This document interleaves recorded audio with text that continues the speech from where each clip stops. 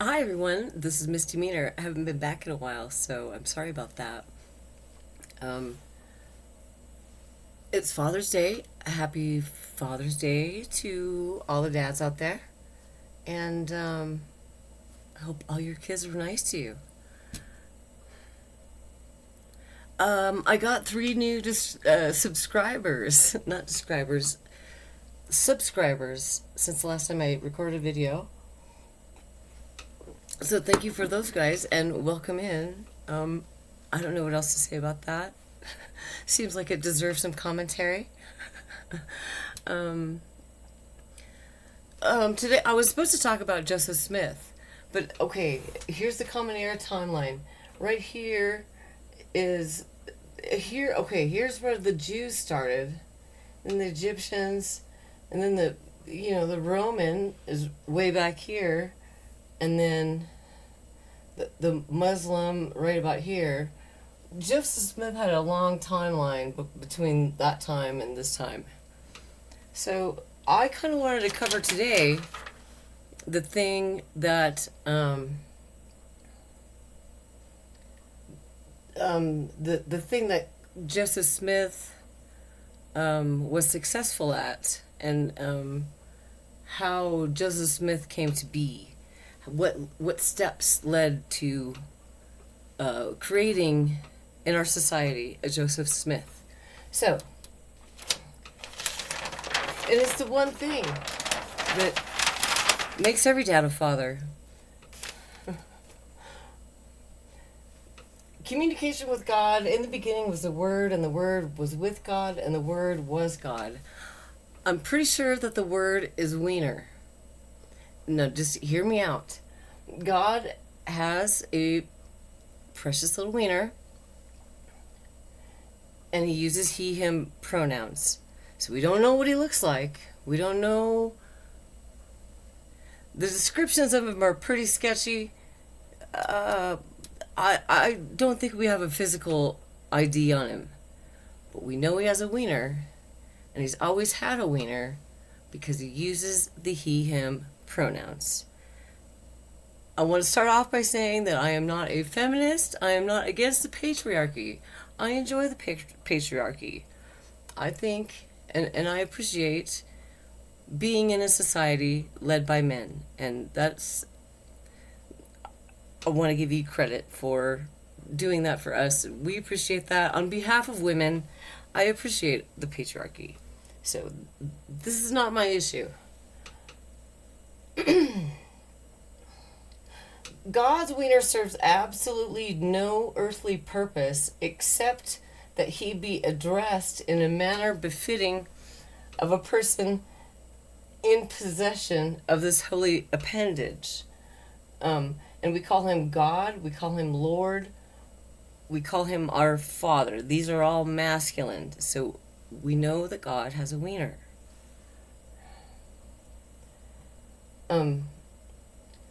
If you're communicating with God, anybody can communicate with God, and he's hearing all your prayers and stuff like that. But for him to talk back to you, then you have to be pretty important, pretty critical. You have a role in getting out God's message, and this is your job, and this is what you should be doing. But I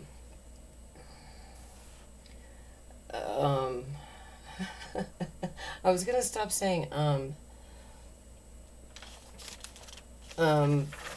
prophets are distinguished from their common human counterparts who pray in the interest of themselves by being chosen by God to have a two-way conversation in the interest of all humankind.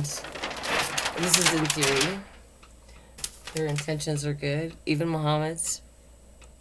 I don't even like to count him.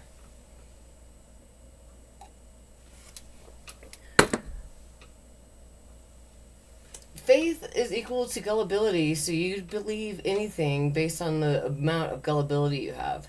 In all these religions, you're going to have to suspend reality and make some acceptance of some obvious untruths. You have to say out loud to people that that you believe these things are true. Okay, and for that you get a benefit of membership. I heard Shapiro say something about accepting God's sovereignty and following his commandments brings you closer to perfection. So the goal, let's say, in the benefit membership of being a Jew is that you get to have the strategy, the blueprint, the outline for how to be a more perfect person. And you're one of the chosen, and you're the member of the originals. I can't be a Jew. I can be a Mormon. Not anymore. But they have a difficult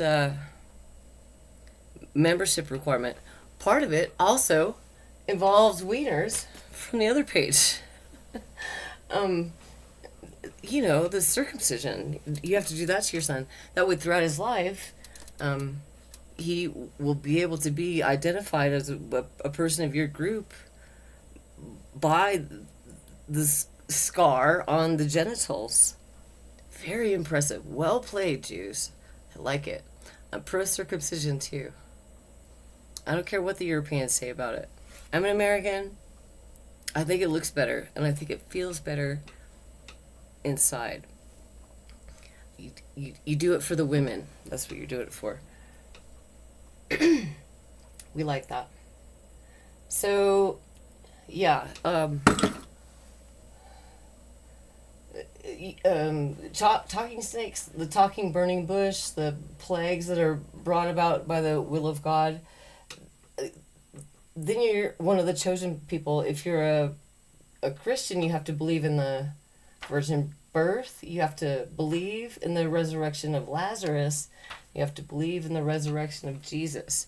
And you also have to believe that in the future sometime, we don't know when, he's the coming, like a jet refueling. It's going to be very impressive. So you have to say that you believe that's going to happen. And the benefit of membership is obvious. You get vicarious redemption. Vicarious redemption is the most evil concept that there could be. The Jews made sacrifices to God. But their scapegoats were actual goats. For them to put this on a human that excuses everybody forever, what you get is the society that we have built up today. There's been a slow progression to where we're at right now. It only makes sense that it's going to go this way. And part of the problems is in the religion. And I don't have a problem with religion. I think that being a Christian is good for people. I think Jewish people, I honor their traditions. Islam, I think the savages and barbarians need their own. Pedophiles need their own Messiah. Misogynist, just abusive people. They need their own Messiah, and that's the one they settled on. I guess he's perfect. But then if you accept Islam, then you have an excuse for violence, war, lies, manipulation, child marriage. Lies, you're supposed to be deceptive when you're taking over countries. Like if you're going into Europe and trying to, God, you guys are so fucking stupid and hard to live with. That's all you are. It's hard to live with. So you come to the Western countries where it's easy to live with people. People know what the right thing to do is. You guys are, I don't know, I can't see boobs at 10 o'clock on the subway. I guess we all get a gang raper because she's not covered up, because that's her fault. Because that's Islam. I forgot where we were going with this. I'm glad I have this as a reminder. You can follow along. I'm not very talented as a content creator, but I do have messages that I want to put out before the end or whatever. Who knows? Why? Oh, geez. I was probably upset when I wrote this. I think sometimes females, like, we have different days where we're upset about different things. Sometimes we just need a week to calm down. You girls know what I'm talking about. But this is worded as a person who is bleeding or on the cusp of it or something. Why are lies at the foundation of faith? The success of a lie is completely and absolutely dependent on the faith of the believers.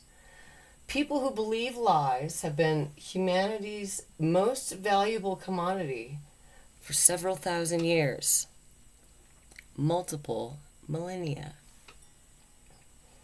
Humans are the only earthly beings who developed a language which depends on lies.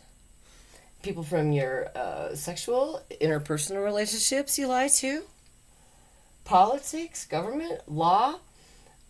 The most prevalent and longest lasting lies in humanity, by a far stretch, is the monotheistic religions. So how are believers cultivated? In order to cultivate believers, you have to sell a lie.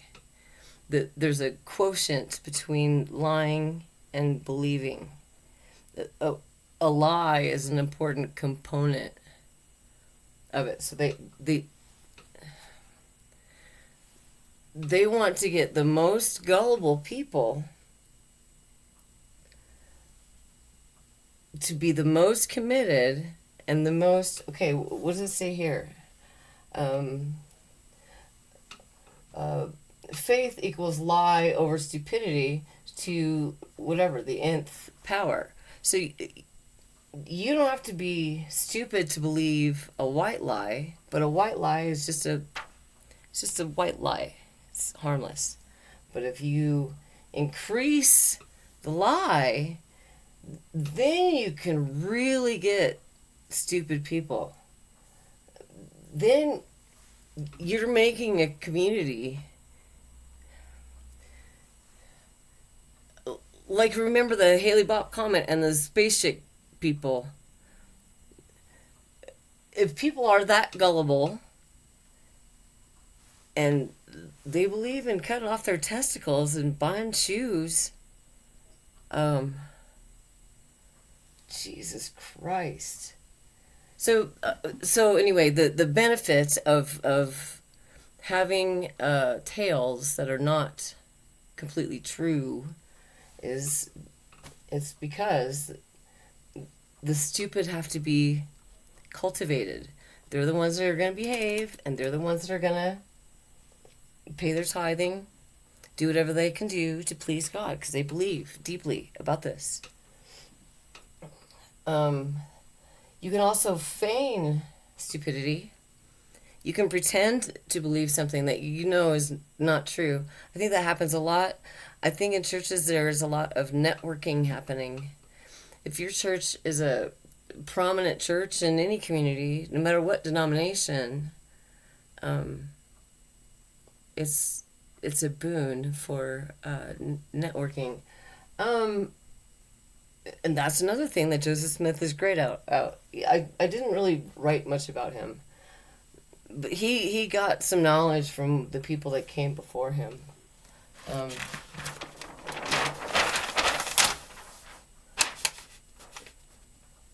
How have dicks affected the lies that are so generously distributed throughout monotheistic religious texts?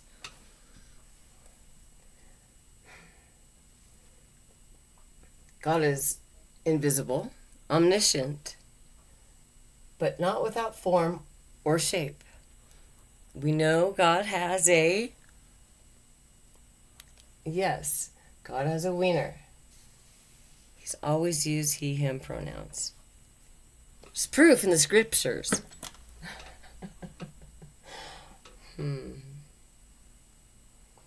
God in his perfection has no need for a woman.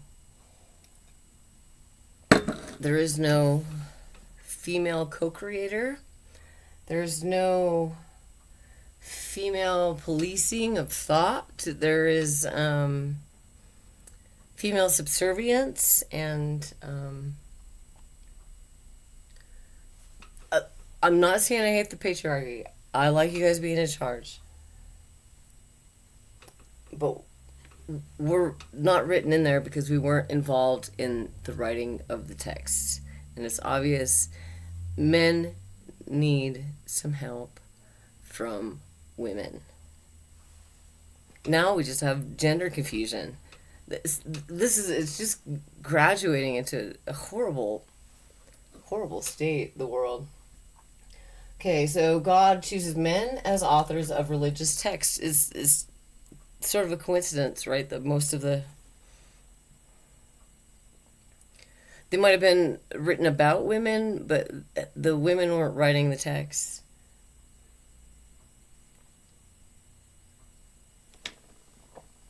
We have no power. We have no power. Because we have nothing to do with God. There's nothing holy about us. Dirty things there are about us. Dirty things.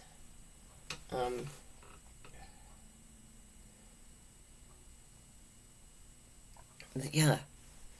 Women are considered prophetesses. That's the female prophetess. If her prophecy corroborates God's narrative or otherwise punctuates God's story arc. So women are sprinkled in the Bible periodically to, just like any romance novel would, there's females all around.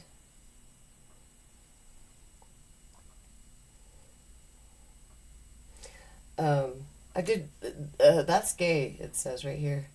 That God only chooses men as authors, and that men are the only people that...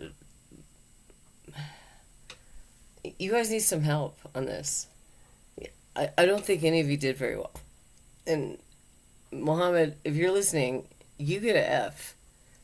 You really did some fucked up shit to people. And okay. Jesus, the Son of God, comes along as God's embodiment in the flesh. And we also know that Jesus had a penis and it was circumcised because he was Jewish. He had a bris and everything. So Jesus also has a wiener. But Jesus didn't use that wiener to produce children. He was friends with a prostitute, so I don't know. I'm not sure if he was gay. He had a lot of male friends. He preferred hanging out with men. Seemed to do a lot of hanging out with men. But he did have a prostitute friend.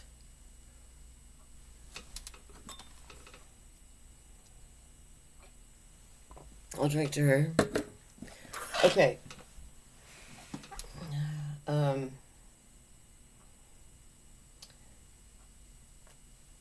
I think that if he had impregnated somebody, or if he did have a wife or something, then the church becomes more like a monarchy. Like you would have to have a line.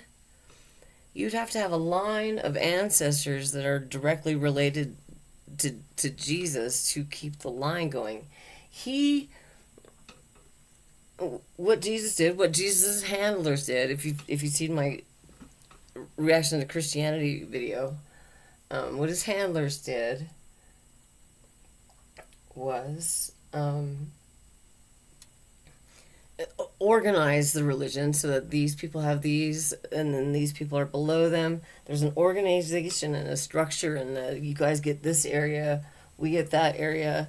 We're going to do all the blessings and the weddings, and we're going to make all the money and stuff. They have it organized. That's another thing that Joseph Smith did. It wasn't really Joseph Smith. I think it was more Brigham Young. Sounds like Brigham Young is kind of what made it into the thing that it is. And he made it in a way that that pleased the federal government. Because it is...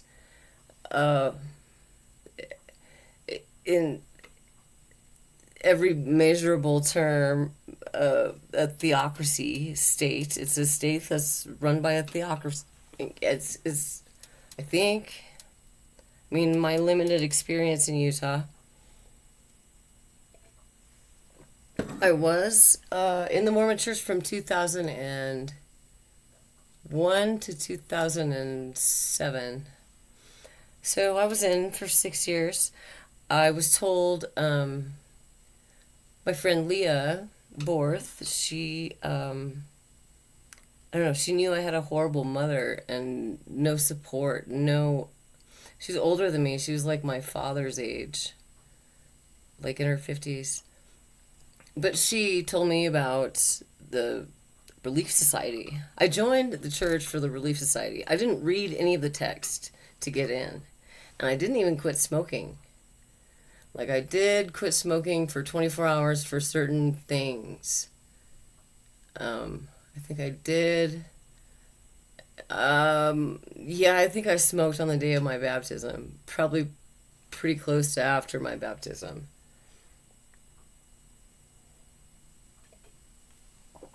Anyway, so I was just involved in the church for that. I was a young girl with kids that needed some sisters, and that's the, what do you call it? The membership benefits. The membership benefits. You're part of this group, and this group of people is looking out for you, and you know, they're just doing what women do and helping each other, and it's great. But there's so much fucked up shit in there. Like, once you start reading the material, you're like, oh my God. And then you watch the testimonies. You watch the testimonies on sacrament meetings, and you just, it's so disappointing how stupid people sound when they're doing a testimony about how true this gospel is. Man. And they got everybody hypnotized into the lie. I got out okay, but it also made me look at other religions after that. I've been asked this before. Like, how come is it you were a good little Christian girl all your life, and I was, I participated a lot in my church and stuff like that when I was growing up. But, I forgot where I was going with that. Oh yeah, when I left the Mormon church, I just knew that everything was a lie now. So that's kind of how I got to where I am. Just an awareness that, these people, these authors, these men with dicks that are writing stories, that's, you kind of have to see through the bullshit and find out where the truth is at in there. And I feel like I did that a little bit on the reaction to, I mean, you can imagine what really happened versus what a man might say happened in order to get these dumb people. Where am I?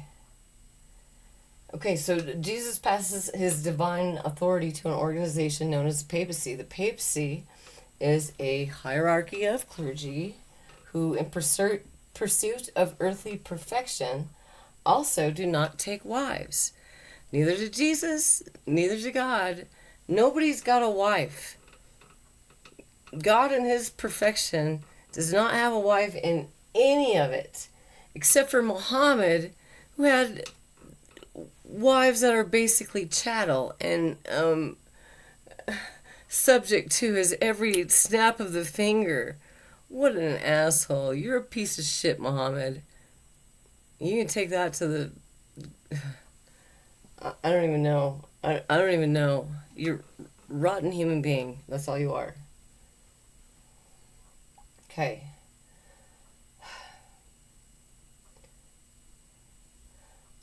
So that's also gay. I have some gay arrows. There's a bunch of shit in here that's gay. Jesus should have married a wife, or had some sort of a. Maybe Rome shouldn't have edited out the Gospel of Mary that is in the Gnostics. Um, you know, they could have put the girls in, like just, put the girls in. They just don't trust us, I guess, and figured we destroy everything because we're all evil. Jeez. You men are hard. Don't think that we're not doing anything while all this shit's going on. You see the size of that timeline? We've been doing our part. We've been doing the best within this system that you've made up for us, right? I mean, the boomers came along and really wrecked some things. We'll talk about the boomers maybe the next episode, why I hate them so bad. Let's leave that alone for now. But, so anyway, the papacy is organized into a pyramid scheme with the Pope on top. Hence, papacy.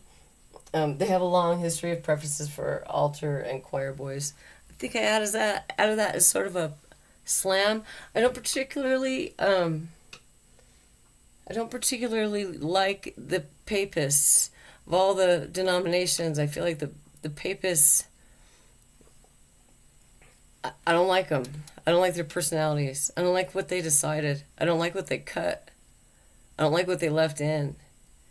So I have a problem with them. But then we get to the Reformation. Here's Martin Luther. Martin Luther, he didn't want the WAPs to be in control of everything. That's what they were doing. They were controlling everybody through this religion focused in this little tiny boot of a offshore country. Peninsula, whatever. And they're controlling everybody, taking everybody's money. They're sorry. You can't have our people then. So the Reformation has started, Martin Luther. There's a series of other ones. But then we got Henry VIII, Henry Tudor. He breaks from the papacy in order to be the boss and fuck bitches. What he said goes. He's the ultimate of the ultimate. He's the head top guy of the church. There's no way that the ministers can override him. He wanted to be the boss and fuck bitches.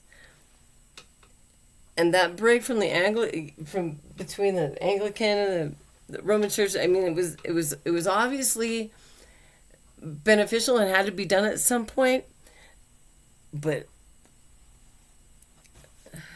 the savior of the wiener came with Henry VIII. Be the boss and fuck bitches. And that becomes, that's where you get Joseph Smith.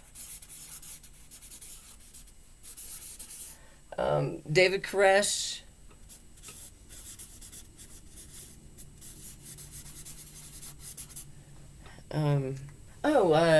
Jim Jones.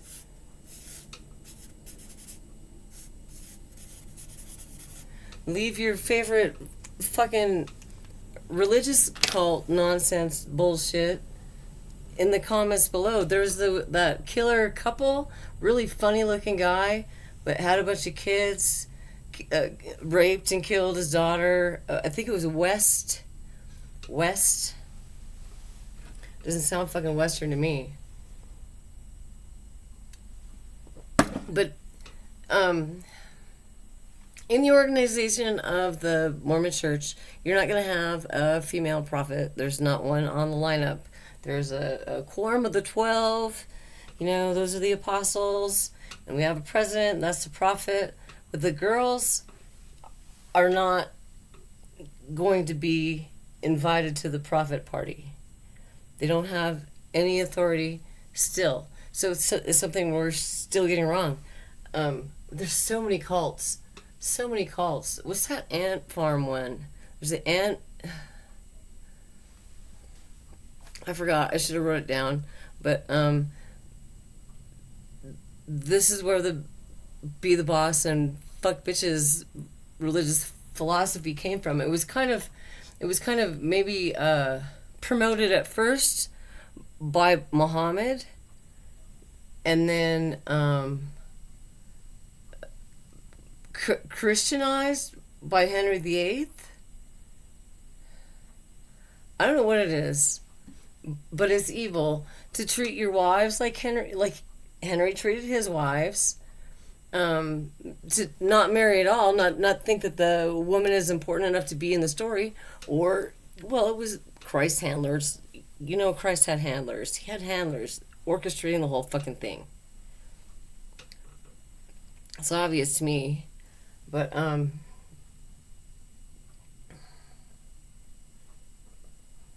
don't know where I was going.